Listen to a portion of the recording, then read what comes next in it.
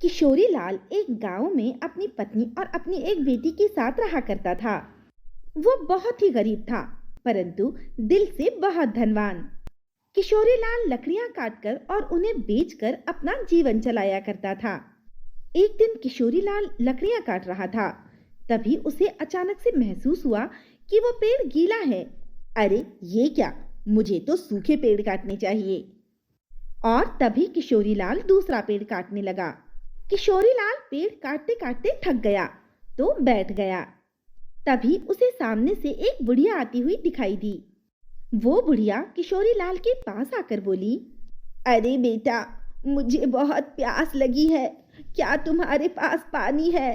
हाँ माँ जी, मेरे पास पानी तो है, वो मैंने अपने लिए रखा था, लेकिन कोई बात नहीं, आप ही पी लीजिए। किशोरी लाल ने बूढ़ी अम्मा को अपने पास रखा हुआ पानी दे दिया। बूढ़ी अम्मा ने पानी पिया और फिर ध्यान से किशोरी लाल को देखा। अरे बेटा, क्या बात है, तुम बहुत उदास दिखाई दे रहे हो। अगर तुम चाहो तो मुझे अपनी परेशानी बता सकते हो। हाँ अम्मा, मैं आपको अपनी परेशानी अब क्या बताऊं।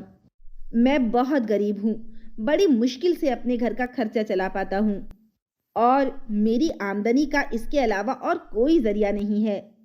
तभी बूढ़ी अम्मा ने अपने हाथों को आगे करके कोई मंत्र पढ़ा और बूढ़ी अम्मा के हाथों में एक दिया आ गया।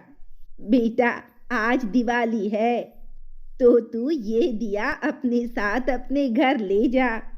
आपका बहुत बहुत शुक्रिया अम्मा, लेकिन इस दिए को मैं अपने घर ले जाकर क्या करूँगा? हमारे पास तो इसे जलाने के लिए तेल भी नहीं है। अरे बेटा, तू उसकी चिंता मत कर, ये जादुई दिया है। और हाँ, तू इस दिए को जलाकर जो भी मांगेगा, ये दिया तेरी मनोकामना पूरी करेगा। ये दिया मुझे एक साधु ने दिया था। मैं अब बूढ़ी हो चुकी हूँ और ये मेरे किसी काम का नहीं, इसे तू रख ले। किशोरी लाल बूढ़ी अम्मा की बातें सुनकर बहुत खुश होता है और वो दिया लेकर खुशी खुशी घर आ जाता है। अजी सुनती हो? अरे जल्दी बाहर आओ, देखो मैं तुम्हारे लिए क्या लाया हूँ। अरे ऐसा भी क्या लाए हैं आप जो इतना हंगामा कर रहे हैं? ये दिया लाए हैं आप? मुझे तो लगा। अरे सुजाता, ये कोई ऐसा वैसा दिया नहीं है, ये तो जादुई दिया है। हम इसे जलाकर जो भी मांगेंगे ये उसे पूरी कर देगा।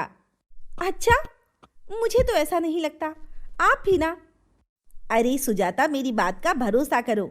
अच्छा चलो, हम इसे जलाकर देखते हैं। फिर किशोरी लाल ने उस दिए को जलाया और दोनों पति पत्नी ने मिलकर खाने की वस्तुएं मांगी। उनके खाना मांगते ही वहां तरह तरह के व्यंजन आ गए। इस तरह वो लोग बहुत खुश हुए। दूसरे दिन किशोरी लाल उठकर काम पर चला गया। उसके जाते ही किशोरी लाल की धर्मपत्नी ने अपने लिए बहुत बड़ा घर, फर्नीचर और जरूरत की सारी चीजें मांगी। दिए ने वो सब कुछ उन्हें दे दिया। जब शाम को किशोरी लाल काम से वापस आया तो उसे यकीन ही नहीं हुआ कि ये उसका घर है। अजी, ये आपका ही घर है? ये सब तो दिए का कमाल है, मैंने ही दिए से ये सारा कुछ मांगा है। अब किशोरी लाल और उसकी पत्नी बहुत खुश थे। वो अमीर हो चुके थे। उनकी जरूरत की हर चीज वो दिया पूरी कर दिया करता था। एक बार किशोरी लाल अपने कमरे में आराम कर रहा था, तभी दरवाजे पर किसी ने दस्तक दी। सुजाता जल्दी से बाहर गई। वहां पर एक बूढ़ी औरत खड़ी थी। अरे बेटा, मुझे बहुत भूख लगी है, अगर तुम्हारे यहाँ कुछ खाने का हो तो मुझे दे दो। हाँ अम्मा, आप रुकिए, मैं अभी कुछ लाती हूँ। किशोरी लाल ये सब कुछ सुन रहा था। उसने आवाज देकर कहा, अरे सुजाता, कौन है और तुम किसको खाना दे रही हो? अरे भगाओ उसे, वो जो कोई भी है। ऐसा सुनकर बूढ़ी अम्मा वहां से चली गई और बूढ़ी अम्मा के जाते ही किशोरी लाल का घर वापस से झोपड़ी बन गया और सब कुछ पहले जैसा हो गया। अरे अरे, ये क्या हुआ? ये दिए ने काम करना बंद कर दिया क्या?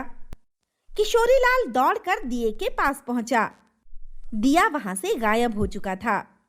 किशोरी लाल समझ गया कि वो बूढ़ी अम्मा कोई और नहीं थी, बल्कि वो वही थी जिसने किशोरी लाल को दिया दिया था।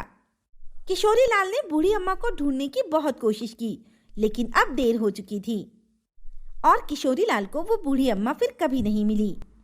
तो दोस्तों, कैसी लगी आपको हमारी कहानी? अगर पसंद आई हो तो लाइक, शेयर एंड सब्सक्राइब करना ना भूलें और ऐसी ही दिलचस्प कहानियाँ देखने के लिए बने रहें हमारे चैनल पर।